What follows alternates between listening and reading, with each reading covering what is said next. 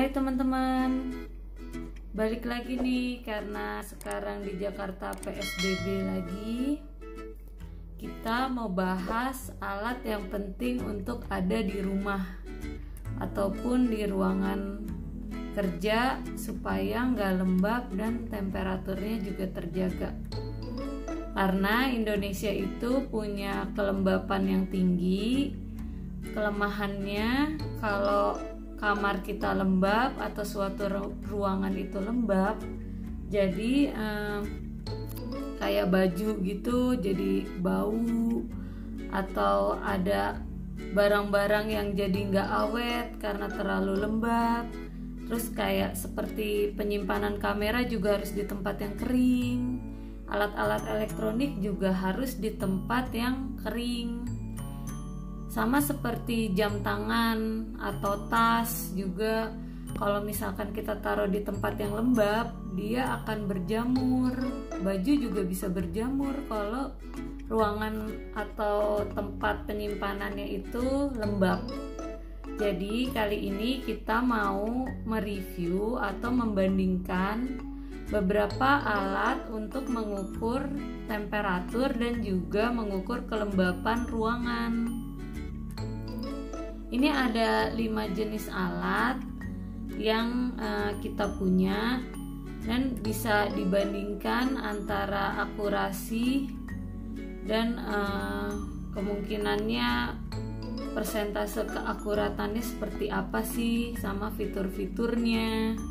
Jadi teman-teman kalau misalkan mau cari alat hygrometer namanya atau termometer yang sekaligus seperti ini, bisa jadi acuan lah kira-kira teman-teman butuhnya yang seperti apa, atau kira-kira lebih percaya alat yang mana, seperti itu ya.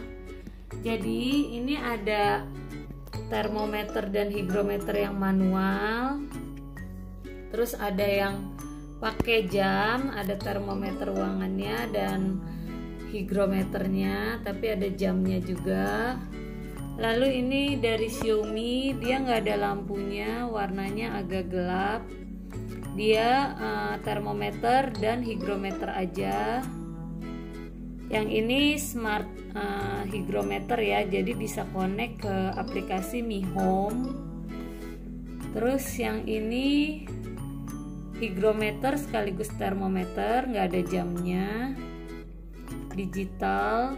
Dan yang satu lagi ini hygrometer dan termometer. Tapi kalau yang ini khusus, dia ada low-nya dan high-nya. Jadi ini untuk menunjukkan paling rendah kelembapan udara di 64 di ruangan yang sama. Terus paling tinggi 73%. Untuk temperatur juga paling rendah 27,8, paling tinggi di 29,8. Jadi ini ada kayak batas terendah dan tertingginya untuk ruangan yang pernah kita taruh alat ini. Masing-masing harganya sih yang paling murah yang ini paling murah, tapi kelihatannya akurasinya kurang bagus ya, karena ini temperaturnya menunjukkan 26 derajat, sementara di yang lain ada yang menunjukkan 31 derajat, ini 30, hampir 30.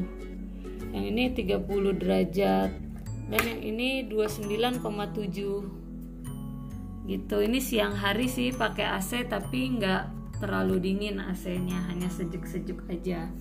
Nah, untuk alat yang ini dibilangnya 26 derajat, jadi sama sekali nggak akurat ya teman-teman. Ini mungkin kurang bisa dipercaya ya alatnya. Begitu juga untuk hygrometernya menunjukkan 36an atau 38 ya, pokoknya di bawah 40 kelembapannya. Sementara di alat lain ada yang menunjukkan 58, ini 64, yang Xiaomi 63, dan yang ini 56. Jadi kemungkinan yang lebih akurat karena harganya yang lebih mahal memang yang Xiaomi, dan ini mendekati Xiaomi untuk hygrometernya angka menunjukkan mendekati dengan yang Xiaomi. Kalau yang lain ya mungkin ala-ala aja ya, nggak mendekati realnya. Seperti itu teman-teman. Jadi kalau teman-teman butuh banget alat yang lebih akurat untuk ruangan, lebih cocok yang ini, yang Xiaomi, karena dia smart, jadi bisa connect ke aplikasi Mi Home. Dan kelihatannya sih lebih akurat ya teman-teman. Perubahannya juga cepat untuk hygrometernya. Jadi kalau kita pindah dia cepat berubah. Nah, untuk yang ini biasanya dipakai di dry box untuk tempat penyimpanan kamera. Jadi bisa terkontrol dan dia lumayan akurat untuk ruangan yang lebih kecil, untuk kayak tempat penyimpanan yang kecil. Kalau ini biasanya ditaruhnya di kamar aja karena nggak butuh keakuratan, karena ini ada waktunya, hanya lebih untuk pajangan sih. Terus kayak temperatur sama hygrometernya hanya untuk perkiraan aja, nggak terlalu kita percaya angkanya.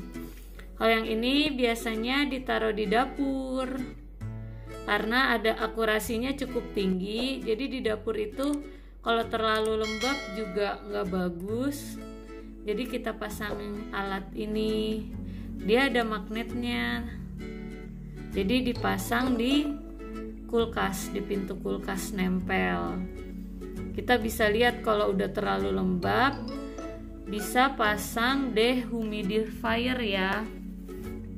Nanti kita review juga untuk jenis-jenis dehumidifier yang cocok di lemari, terus di ruangan atau di ruangan yang lebih besar. Seperti itu di tempat-tempat penyimpanan, karena dehumidifier itu dibutuhkan untuk tempat-tempat penyimpanan yang butuh suatu suhu tertentu, bukan suhu, suatu kelembapan tertentu. Nah, kelembapan yang ideal itu sekitar di bawah 50% sih teman-teman, karena kalau di bawah 50% itu aman untuk menyimpan sepatu, menyimpan tas, jam tangan, atau benda-benda yang butuh tempat yang lebih kering.